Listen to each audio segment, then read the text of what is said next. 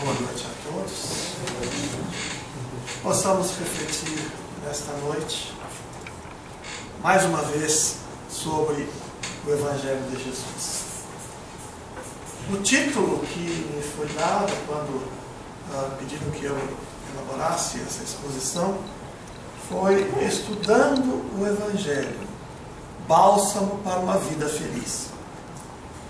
É um título bastante amplo, mas nós vamos procurar trazê-lo para as nossas condições de vida, de tal sorte que ele possa nos ajudar a levar a bom termo a nossa existência encarnatória.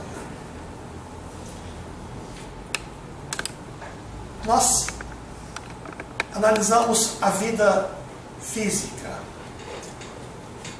Quando há a concepção, dentro de um determinado período, cumprido esse período, a criança nasce. As primeiras preocupações daqueles que estão no seu entorno, os pais, os avós, os tios, há uma preocupação inicial com a saúde. De um modo geral, a grande preocupação da criança pequena é com a saúde. À medida que ela se desenvolve, que ela cresce um pouco, começa a preocupação com a sua formação intelectual. É necessário que ele estude. É necessário que ele se prepare para a vida. É necessário que ele tenha condições de prover o seu sustento para que ele possa levar a bom termo a sua vida de uma maneira mais feliz. É uma concepção estritamente dentro da questão física, dentro da materialidade. Mas, se nós formos pensar agora em termos de doutrina espírita, que vem nos trazer o Evangelho de Jesus interpretado à luz da reencarnação e da lei da evolução, desde a célula mais simples até o arcanjo, a sublimidade, a angelitude, que nós estamos num processo de evolução, conforme nos falou Jesus e conforme a doutrina espírita nos esclarece de uma maneira mais clara e mais precisa. Nós vamos ver que a reencarnação, ou podemos falar em encarnação também. Na questão 132 do Livro dos Espíritos, Allan Kardec pergunta qual o objetivo da encarnação. E os Espíritos respondem que a encarnação tem a finalidade do aperfeiçoamento do Espírito. Para uns é lição, para outros expiação. Mas a expiação é caracterizada pelas próprias vicissitudes naturais do processo de encarnação. O que isso quer dizer? Quer dizer que a própria vida física, a própria carne, limita a expansão e a liberdade do espírito. Nós sabemos que o espírito desencarnado tem uma liberdade muito maior do que o espírito encarnado. Então, essa condição de encarnado, ela é basicamente uma vicissitude que pode se transformar numa missão à medida que o espírito evolua, compreenda e ele venha à Terra com um objetivo de ajudar aqueles que ainda não conseguiram alcançar aquele objetivo que por ele já foi alcançado, já foi atingido. Né? E nós vamos ver que tudo se encadeia, tudo se harmoniza. Tanto é assim que nesse processo do nosso aperfeiçoamento, nós colaboramos com a criação. Nós somos chamados co-criadores. Por que isso acontece? E isso acontece desde os primórdios, desde quando éramos primatas. Nós já colaborávamos com a criação através do processo de reprodução, através do processo reprodutivo. Nós reproduzíamos-nos, dando ensejo às novas encarnações, e estávamos, mesmo inconscientemente, colaborando no processo da criação divina. Porque esse processo da criação divina tem leis tão perfeitas, tão harmônicas, que tudo é previsto Tudo aquilo que nós fazemos é previsto. Tanto é assim que, com o desenvolver da criatura, do ser encarnado, do espírito na fase de encarnação, ele vai colaborando através do quê? Do seu intelecto, da sua inteligência. Como a inteligência ela vem primeiro do que o sentimento, é mais fácil adquirir um conhecimento intelectual do que adquirir uma virtude, porque a virtude é uma coisa que tem que estar lá dentro, no fundo da nossa alma, é uma coisa mais difícil de ser conseguida. O processo intelectual serve também para que nós participemos da criação. É assim que o homem foi descobrindo os meios de facilitar a vida, os meios de melhor produção, os meios, as tecnologias. E hoje nós chegamos a um ponto das tecnologias atingirem um grau que jamais supunhamos pudéssemos chegar à questão de 50 anos atrás, ou 30 anos atrás.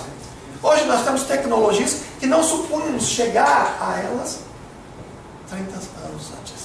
Então, e isto o que é? Isto é colaborar com a criação. É fazer com que se criem condições para o desenvolvimento de todas as criaturas. A inteligência foi se desenvolvendo e vem ajudando o processo do aperfeiçoamento moral. Mas essa questão das encarnações, ela poderia ter uma pergunta, por exemplo. Mas se nós não nos lembramos da encarnação anterior, como é que ela vai interferir na nossa vida atual? Nós temos o esquecimento do passado. E é necessário que assim seja, porque para que não nos lembremos factualmente das circunstâncias do nosso passado. Nós não nos lembremos quem foi o nosso pai, a nossa mãe, o nosso irmão, a nossa mulher na encarnação passada. Porque pode ocorrer que um desses componentes da nossa família esteja ali para um processo de reajuste. Então, isso significa que eram espíritos que não se deram bem numa encarnação anterior. Então há necessidade de esquecer esse passado factual para que então possa haver dentro do ambiente familiar, uma mãe, um filho, né, ter aquele relacionamento que a vida proporciona, facilitando assim, quebrar aquelas barreiras da animosidade que ainda caracterizavam o espírito na encarnação, esses espíritos na encarnação anterior. E aí entra um componente que é importantíssimo. Nós vamos analisá-lo de maneira muito sucinta, muito superficial, apenas no seu significado mais amplo, que é o que nós, no Espiritismo, chamamos de perispírito. Mas pode ter corpo astral, corpo espiritual, e tem inúmeros nomes para o que nós chamamos de perispírito. Paulo chamava de corpo espiritual. Não é? Então, o que importa é que neste corpo espiritual, neste perispírito, que é um corpo semifluídico, que intermedia a comunicação da matéria com o espírito. Mas neste corpo espiritual, neste perispírito, estão registrados todos os acontecimentos das nossas vidas anteriores, em seus mínimos detalhes. Tanto é que a ciência, no campo da psiquiatria, da psicologia, foi se desenvolvendo. E hoje já se sabe do inconsciente, que representa esse registro do nosso passado. Ele está lá no inconsciente. Em algumas pessoas até ocorre de algumas circunstâncias virem à tona, virem ao nível do consciente e possam ser percebidas. Mas o geral é que não se perceba para evitar aquelas situações que nós citamos há pouco, de ocorrências de vínculos não muito amistosos com espíritos encarnados da nossa própria família. Então nós temos este registro todo ali, que ele, embora não permita que nós saibamos em detalhes, ele vem em forma de expressões das nossas intenções, da nossa movimentação. Assim, eu não me lembro de algumas coisas que eu fiz em contravenção às leis de Deus. Elas lá estão registradas, mas eu trago comigo ainda algumas tendências dessas contravenções cometidas no passado. E exatamente nesta encarnação eu vou ter oportunidade de reajustar-me com a lei de Deus e com a minha própria consciência. Porque a lei de Deus, onde é que ela está escrita? Conforme o livro dos Espíritos, ela está na consciência. Então é preciso que nós tenhamos a nossa consciência mais limpa e mais clara. Tá? E por falar em consciência limpa e clara, o conceito de felicidade é um conceito que está ligado intimamente à nossa consciência. Não há condição de felicidade em uma consciência desequilibrada, em uma consciência desorganizada, desarmonizada. Não há condição de felicidade. Há condição de felicidade sem os recursos materiais, mas sem os valores morais e espirituais não há condição de felicidade. Porque a felicidade é um estado de espírito. Muitas pessoas confundem felicidade com o ter, mas não existe esta vinculação. Lá no Eclesiastes, atribuído a Salomão, não se sabe ao certo, mas foi atribuído a Salomão, é um livro do Velho Testamento. Diz lá, a felicidade não é deste mundo. Realmente, a felicidade não caracteriza os mundos de expiação e provas como é o nosso. Nós ainda estamos em fase que temos que resgatar coisas do nosso passado. Então, nós temos que superar certas dificuldades que nos são colocadas à frente para que nós possamos dela nos libertar. Tá? E para dar um exemplo de uma maneira mais clara, nós lemos no livro Entre a Terra e o Céu, de André Luiz, ditado por André Luiz, A Mediunidade de Chico Xavier, uma história eram 3 rapazes, jovens, não eram muito velhos, mas também não eram mais muito novos. Eles viveram a época da Guerra do Paraguai. Um deles, José Esteves, se aproximou de Lina Flores e eles passaram a conviver neste ambiente da Guerra do Paraguai. E ele tinha 2 amigos, Júlio e Armando. A partir de um determinado tempo, José Esteves percebe que há uma vinculação muito próxima demais entre Lina Esteves e Júlio. Ele se desespera, mas ele estava num ambiente de guerra e ele encontrou um meio de se transferir para outro campo de batalha. Lina Flores continuou com Júlio. Mas um dia Júlio percebe que Lina Flores estava tendo uma aproximação muito forte com Armando. E Júlio, desesperado, ele tomou um veneno ácido, e que corroeu toda a sua parte da garganta. E ele não morreu porque foi atendido. Mas ele, não resistindo à dor física e à dor de ter perdido a mulher que ele entendia amar, ele se jogou no Rio Paraguai e desencarnou afogado. Mais tarde, Júlio aparece reencarnado e se afoga com uma idade entre 5 e 10 anos, não especifica ali. Tá? E Júlio narra aos espíritos a vida dele no plano espiritual. E lá, ele no plano espiritual tinha um sofrimento imenso na garganta, projetado pela mácula perispiritual, porque o espírito não tem corpo, mas o perispírito acompanha o espírito e leva aquelas marcas que foram projetadas ali no perispírito. Então, até a mãe dele, de outra encarnação, esteve lá e ficou impressionada, tal. Mas aí prepararam uma outra encarnação para o Júlio. E Júlio encarna e vive 1 ano.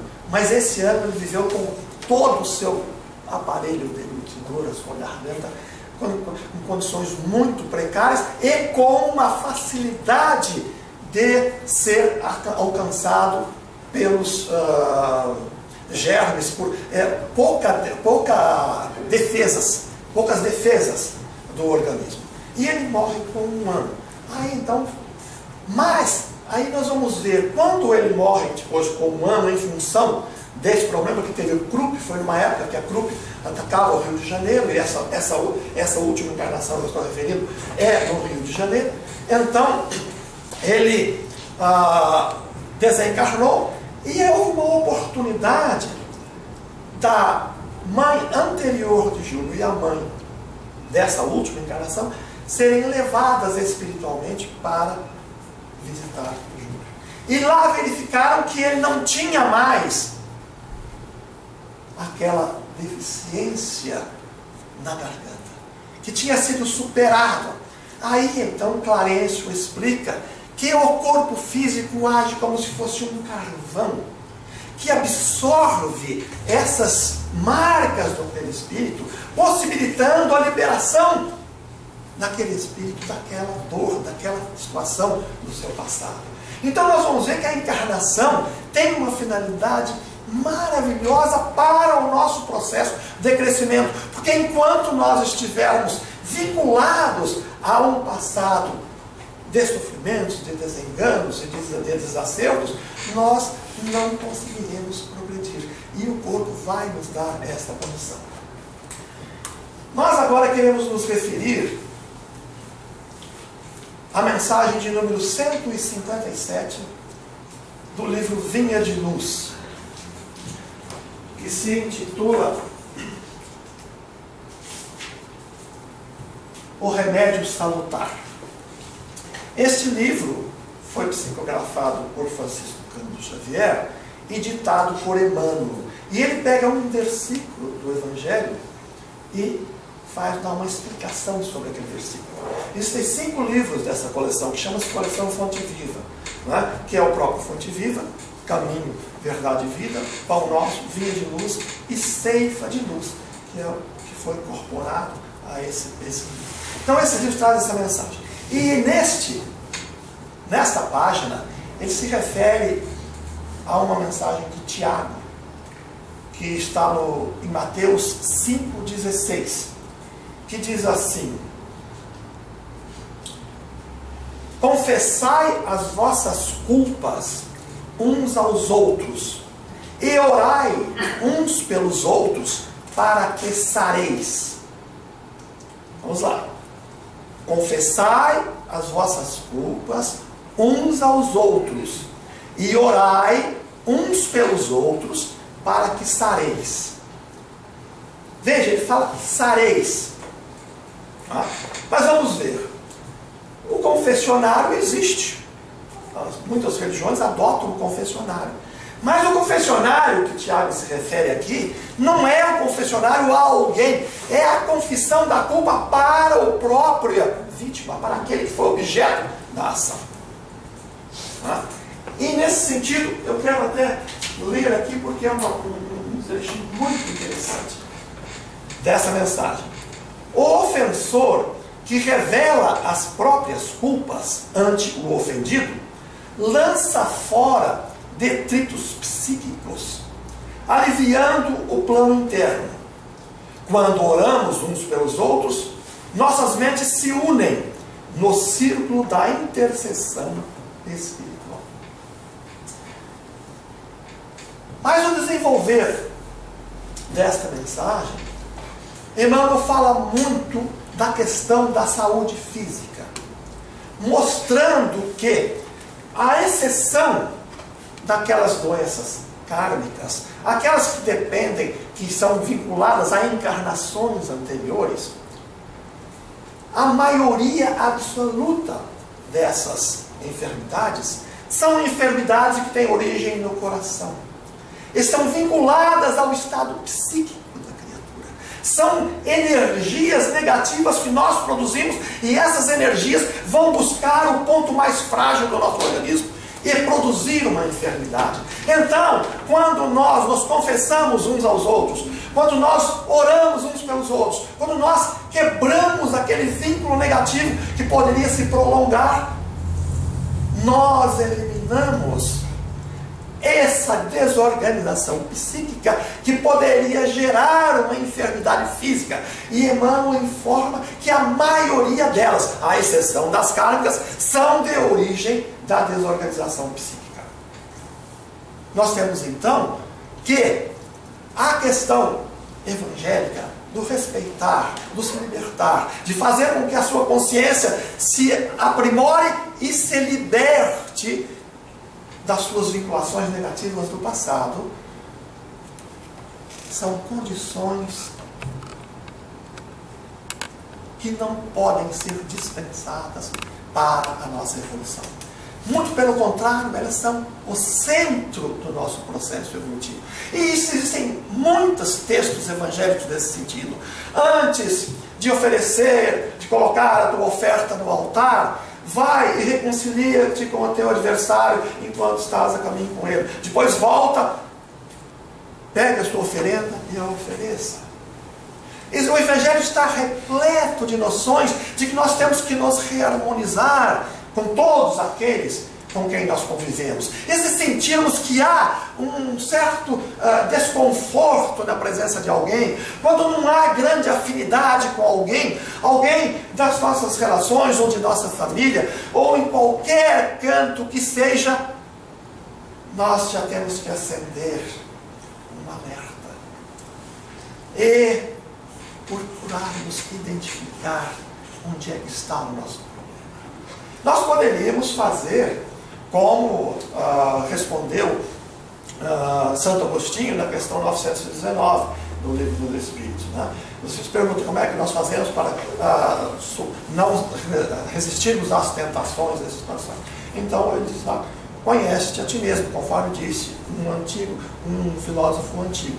E depois ele esclarece: a cada dia eu vou rever o que eu fiz e ver o que eu fiz de errado, o que eu fiz de certo, e vou rever em todo sentido, ver se eu fiz alguma coisa que magoou alguém. Que não...